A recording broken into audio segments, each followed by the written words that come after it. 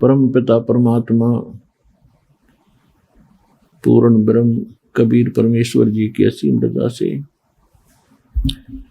आप सभी पुण्यात्माएं परमात्मा की महिमा सुनने के लिए उपस्थित हुए हैं।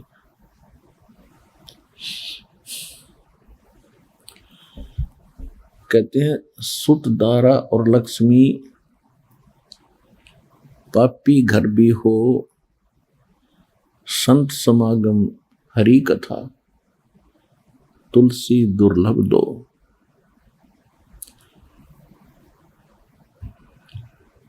परमात्मा क्या बताते हैं?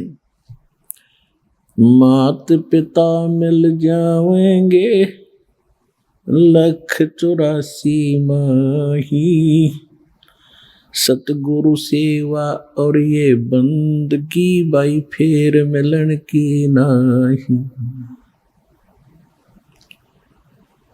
सतगुरु के दरबार में जाइयो बारंबार, बोली वस्तु लखाद में है सतगुरु दातार। सत्संग की आधी घड़ी और तप के वर्ष हजारे, तो भी बराबर है नहीं यूं कहे कबीर विचार।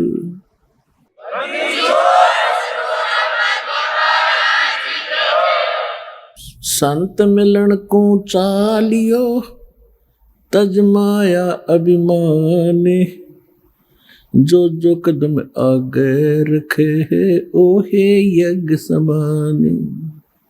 कि संत समागम और हरि कथा तुलसी दुर्लभ दो। अपने आत्माओं,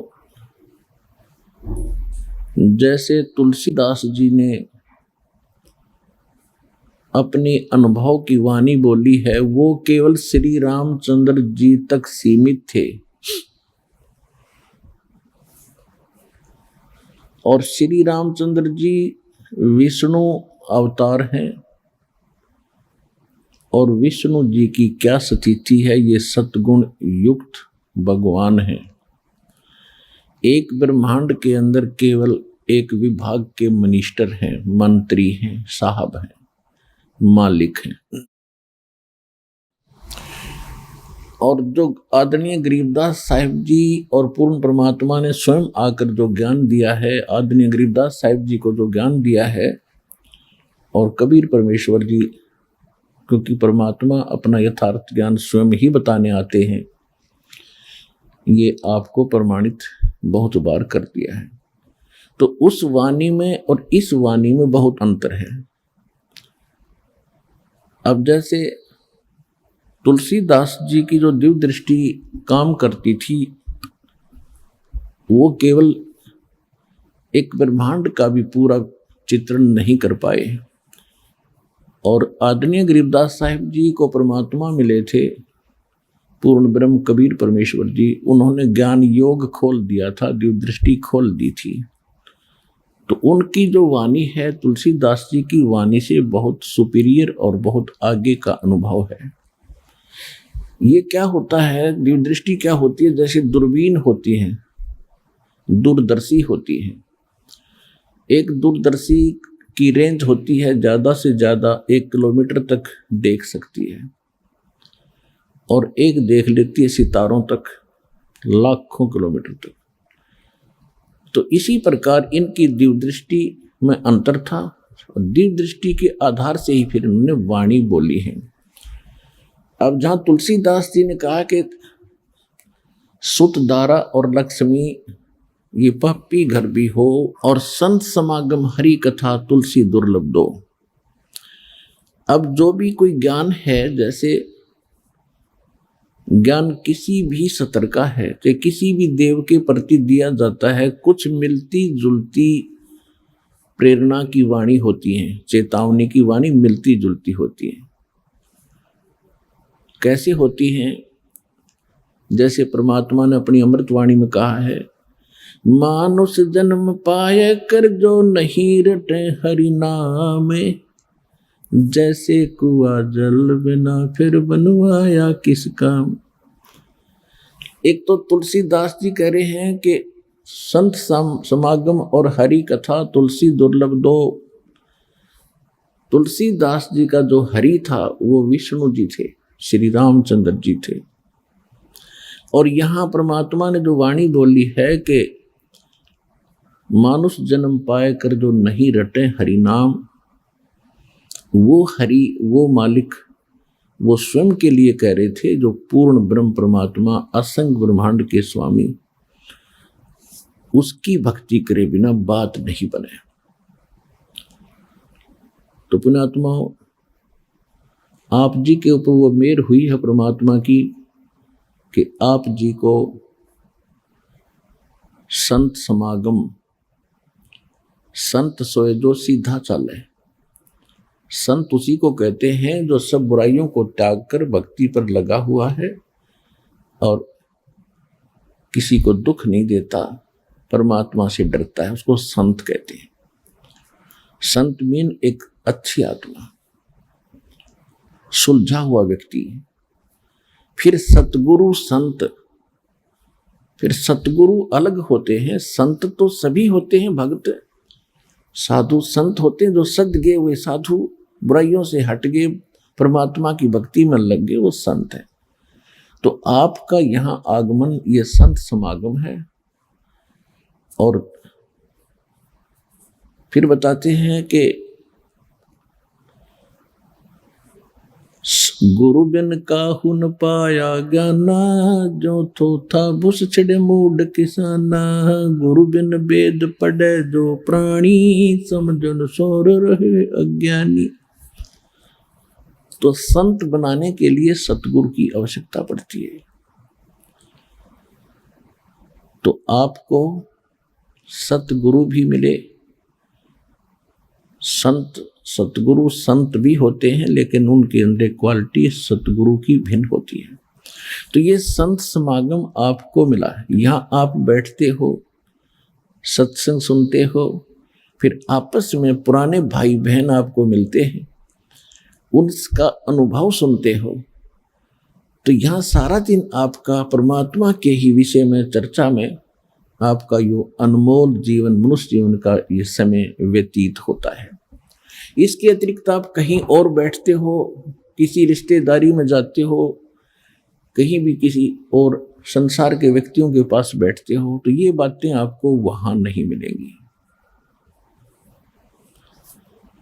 क्योंकि ये तो संत समागम से ही स्टार्ट होती हैं। सतगुरु बताते हैं, फिर साधु संत भक्त आगे उस ज्ञान को फैलाते हैं। जैसे नकली गुरु मिले तो उन श्रद्धालुओं ने नकली ज्ञान फैला दिया, संसार में भर दिया ठोक ठोक के। अब ये रियल नॉलेज, स्पिरिचुअल नॉलेज, यथार्थ अध्यात्म ज्ञान आपको प्राप्त हो रहा है, आप इसको फिर आगे फैला रहे हो। तो जैसे वो अज्ञान फैल गया, वो तो लाखों वर्षों से फैल गया, और इस सत्य ज्ञान में इतनी ताकत होती है, ये अब सब जगह थोड़े ही दिनों में फैल जाएगा। और ज्ञान सब ज्ञानड़ी, कबीर ज्ञान सो ज्ञान।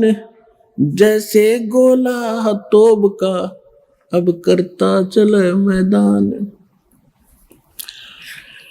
और जितने भी ज्ञान थे वो तो एक नकली थे, और अब ये ऐसा ज्ञान है परमात्मा का जो तत्व ज्ञान है, ये उस अज्ञान रूप अंधेरे के जितने किले बने हुए हैं, ये जितने भी संत परमात्मा के बच्चों को घेरे बैठे हैं, इस ज्ञान के आधार से इन सब के किलों को तोड़कर और एक बना देगा। परमात्मा का वचन है कि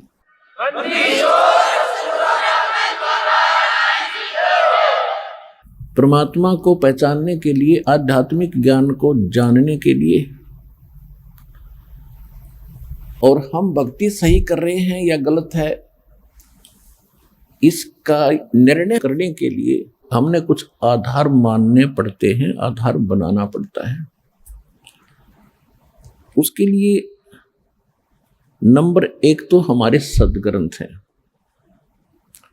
क्योंकि श्रीमद् भगवत गीता अध्याय नंबर 16 के श्लोक नंबर 23 में कहा है कि शास्त्र विधि को त्याग कर जो मनमाना आचरण करते हैं, मनमानी पूजाएं करते हैं, उनको न तो सुख होता है और न ही उनको कोई सिद्धि की प्राप्ति होती है और न ही उनकी गति होती है, अर्थात व्यर्थ, यूजलेस। फिर तुरंत कहा है 24वें श्लोक में 16वें अध्याय में, इससे तेरे लिए अर्जुन कर्तव्य और अकर्तव्य की व्यवस्था में कौन से धार्मिक साधनाएं करनी चाहिए और कौन सी ना करनी चाहिए, उसके लिए सद्ग्रंथ ही प्रमाण है। किसी की दंत कथा पर विश्वास मत करना। एक तो ये आधार है कि हमारे सद्ग्रंथ जो हैं ये परमात्मा का विधान है और सत्य ज्ञान है। तो अब सद्ग्रंथ कौन कौन से हैं?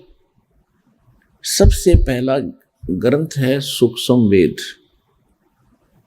सूक्ष्म वेद जिसको तत्व ज्ञान भी कहते हैं, और उसके विषय में गीता अध्याय नंबर 4 के श्लोक नंबर 32 में कहा है कि जैसे कि मैंने अर्जुन तेरे को गीता अध्याय नंबर 4 के श्लोक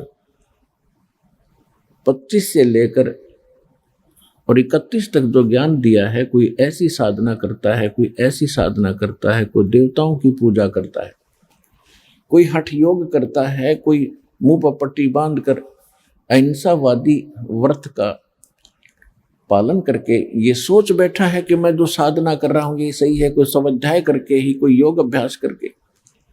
लेकिन चौथे अध्याय के 32वें श्लोक में कहा कि इन यज्ञों की जानकारी यानी धार्मिक अनुष्ठानों की विस्तार पूर्वक जानकारी परमात्मा स्वयं अपने मुख कमल से बोलते हैं। वो परम अक्षर ब्रह्म सच्चिदानंद घन ब्रह्म अपने मुख से जो वाणी बोलते हैं, उस सच्चिदानंद घन ब्रह्म की वाणी में, कबीर वाणी में विस्तार के साथ कहे गए हैं। उनको जानने के बाद फिर सभी कर्मों से मुक्त हो जाएगा। वो तत्व ज्ञान है। चौथे अध्याय के 34वें श्लोक में कहा है कि उस तत्व ज्ञान को तू तत्वदर्शी संतों के पास जाकर समझ, उनको दंडोत प्रणाम करने से, कपट छोड़कर और सरलतापूर्वक प्रसन्न करने से वो तत्वदर्शी संत तुझे उस तत्व ज्ञान का उपदेश करेंगे। 15वें अध्याय के प्रथम मंत्र में तत्वदर्शी संत की पहचान भी बता दी है कि उल्टे लटके हुए संसार रूपी वृक्ष के जो सभी विभाग बता देगा। सह वेदवित, ऊर्ध्व मूलम अधः शाखम अश्वत्थम प्राहु अवम छंदासी यस्य प्रणानी ये तम वेद स वेदवित। ऊपर को जड़, नीचे को शाखा वाला ये एक मजबूत संसार रूपी वृक्ष है। और छंदासी यस्य प्रणानी, इसके पत्ते और ये जो विभाग हैं, इसके पत्ते, मूल और टहनी आदि इसके विभाग हैं। जो छंदासी यस्य प्रणानी इसके विभाग हैं, और इनको ये तम वेद, जो इन सब अज्ञान रूपी अंधकार में जो आज तक कोई नहीं जानता, इसके विषय में जो जानता है स वेदवित, वो वेद के तात्पर्य को जानने वाला है, अर्थात वो तत्वदर्शी संत है। तो सूक्ष्म वेद में परमात्मा ने 600 वर्ष पहले जो लीला करके गए थे, धारण जुलाहे, कबीर जुलाहे की, उस समय अपनी सच्चिदानंद घन ब्रह्म की वाणी में सूक्ष्म वेद में कहा था, अक्षर पुरुष एक पेड़ है और सरपुरुष वाकी डार, जिसको निरंजन भी कहते हैं, ज्योति निरंजन भी कहते हैं। अक्षर पुरुष एक पेड़ है, सरपुरुष ज्योति निरंजन वाकी डार, और तीनों देवा शाखा हैं ये पात रूप संसार। ये सूक्ष्म वेद है, और सूक्ष्म वेद वेद के को समझता है तो वो तत्वदर्शी संत है। तो वो तत्वदर्शी संत ये रामपाल दास है इस विश्व में आज के दिन।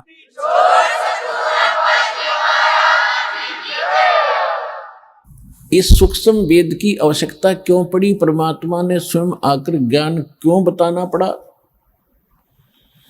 जब हम गलती करके सतलोक से और इस काल के साथ आगे थे, हमारी यहां दुर्गति होनी थी, मालिक को पता था। मालिक को यह भी मालूम था कि सबसे पहले ये काल इनको भगवान से दूर करेगा, इनकी बुद्धि पर पत्थर डालेगा, अज्ञान से भरेगा। इसलिए परमात्मा ने कुछ ही समय के उपरांत इस काल के अंतःकरण में, इसके हृदय में, वहां से ये तत्व ज्ञान कंप्लीट फैक्स कर दिया था, इसकी व्हाट्सएप पर डाल दिया था और उसमें निर्धारित समय भर दिया था कि इतने समय के बाद ये ऑटोमेटिकली बाहर आएगा, ये रोक नहीं सकेगा। ऐसा ही हुआ। इसके श्वासों के द्वारा एक दिन ये अपने आप सारा ग्रंथ बाहर आया। इसने जब देखा, पढ़ा कि इसमें तो सारी जानकारी ऊपर की है, और इसको ये था कि अगर इन प्राणियों को जो मेरे फंस गए, इनको उसका ज्ञान हो गया, उस सुख का एक नहीं रहेगा। इस दुष्ट व्यक्ति ने सबसे पहले वो ज्ञान समाप्त किया, यानी जिसकी पूर्ण जानकारी सभी नष्ट नहीं किया, लेकिन वो मेन पार्ट, वो भक्ति विषय जल्दी में नष्ट कर दिया। और शेष ये 4 वेद रख दिए। ये 4 वेद उस सूक्ष्म वेद का ही अंश है। उसका जो जो मुख्य अंग था वो नष्ट कर दिया। उसकी पूर्ति करने के लिए परमात्मा आते हैं और फिर वो सूक्ष्म वेद पुनः बताते हैं। उसमें ये सभी वेद भी होते हैं, ये चारों वेद भी इंक्लूड है उसके अंदर, वो सूक्ष्म वेद है।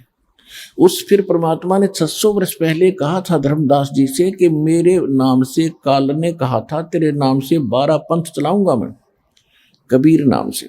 और मालिक को पता था कि 12 पंथ चलेंगे, काल के दूत होंगे, वाणी मेरी पढ़ा करेंगे, सूक्ष्म वेद मेरा पढ़ेंगे, इनका अकल में आनी नहीं, इनको समझ में आना नहीं, तो ये अपनी बुद्धि अनुसार इसमें गड़बड़ अवश्य करेंगे। ऐसा ही कर भी रखा काफी। उसकी पूर्ति के लिए परमात्मा ने फिर कहा था कि 12वां पंथ, उसी 12 पंथों में 12वां पंथ के प्रवर्तक का जन्म संवत 1774 में होगा। कबीर सागर में गलती से संवत 1775 प्रिंट है, कबीर वाणी चैप्टर में। उसका जब जन्म इस समय होगा, उसको फिर मैं मालिक मिले थे, उसके द्वारा मेरी महिमा की वाणी का पुनः प्रकाश होगा, प्रकट होगी मेरी वाणी, यानी मेरा यथार्थ ज्ञान। और उस मेरे यथार्थ ज्ञान को जो बर्मा पंथ, गरीबदास पंथ के व्यक्ति और साथ में 12 कबीर पंथी नकली, वो 11 और, ये सब के सब इस ज्ञान को समझ नहीं सकेंगे, इन गूढ़ रहस्यों से परिचित नहीं हो सकेंगे। इसलिए 12वें पंथ में फिर आगे चल के हम ही आएंगे और सभी पंथों को समाप्त करके एक पंथ चलाएंगे। अब वो 13वां पंथ चल चुका है इस दास के माध्यम से। भगवान नहीं आए तो दास भेज दिया, कंप्लीट कोर्स देके।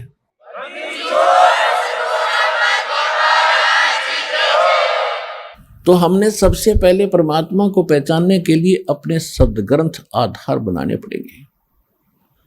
उसके बाद ये तो हमारी थ्योरी, ये तो थ्योरी है हमारा, यानी लिखा हुआ एक लेख है। फिर दूसरा इसके थ्योरी के आधार से प्रैक्टिकल। ये पढ़े लिखे बच्चे खूब समझते हैं थ्योरी किसे कहते हैं। एक विधान होता है भाई, जैसे गेहूं कैसे बोते हैं, उसमें क्या प्रोसेस होता है, कौन से मौसम में बीजना होता है, 1 एकड़ में कितना बीज बोया जाता है, फिर किस समय फर्स्ट वाटरिंग होती है, सिंचाई पहली सिंचाई होती है, उसके बाद खाद डालना है, फिर किस तिथि में आ जाए तब उसको काटना है, फिर कैसे गेहूं निकालना है, भूसा अलग करना है, घर लाना है, ये सारा लिख दिया जाता है। ये है थ्योरी। और फिर उसके अनुसार करना, उसी समय में बीज बोना है, 1 एकड़ में इतना बीज बोना है, इतने समय के बाद फिर उसमें वाटरिंग करनी है, सिंचाई करनी है, फिर खाद डालना है, घास निकालना है और फिर उसको काटना है। उस तरह जो करके वो प्राप्त करता है वो है प्रैक्टिकल। तो ये थ्योरी सही है तो प्रैक्टिकल भी सही होगा। जिनकी थ्योरी ही गलत है, जिनका उल्लेख ही गलत है, जिनके मूल पाठ ही गलत हैं, तो उनके प्रैक्टिकल भी गलत होंगे। उदाहरण के तौर पे जितने भी वर्तमान में संत हैं, किसी के पास न तो यथार्थ ज्ञान है, यानी उनकी थ्योरी भी ठीक नहीं है। फिर प्रैक्टिकल खाक होगा जब थ्योरी है गलत। दास ने आपके रूबरू इन सभी वर्तमान के जितने भी धर्म के व्यक्ति हैं या जितने भी पंथों के व्यक्ति हैं और उनके प्रवर्तक हैं या उनके वर्तमान के मार्गदर्शक गुरु जी हैं, उनका सबका अनुभव प्रैक्टिकल आपको दिखा दिया और उनके द्वारा अनुभव की थ्योरी जो उन्होंने बोली है वो दिखा दी। और फिर हमारे सदग्रंथ क्या बताते हैं, जो हमारे ओरिजिनल थ्योरी है, ओरिजिनल लेख हैं, सदग्रंथ हैं, सिलेबस है, वो क्या बताते हैं। और उनके आधार से जिन महापुरुषों ने प्रैक्टिकल किया, उनको जो भगवान मिले, उन्होंने कौन सी साधना अपनाई, कौन सा प्रैक्टिकल किया, जिससे उनको वो वस्तु मिली जो उस थ्योरी में लिखी, रियल थ्योरी में, यथार्थ उस सिलेबस में लिखी हुई थी, वो वस्तु प्राप्त हुई।